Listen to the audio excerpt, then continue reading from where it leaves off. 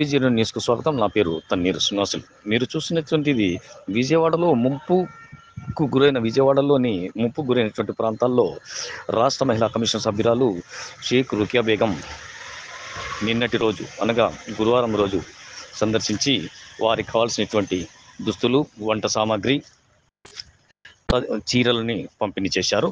పూర్తి వివరాలు మీరే చూడండి.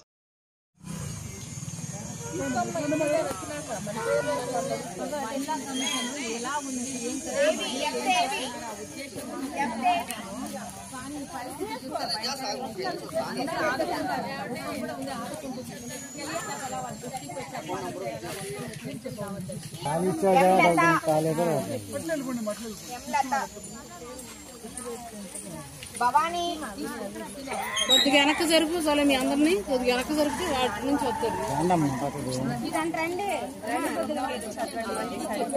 అటు నుంచి వచ్చి తీసుకుంటే అంత బాగుంటది.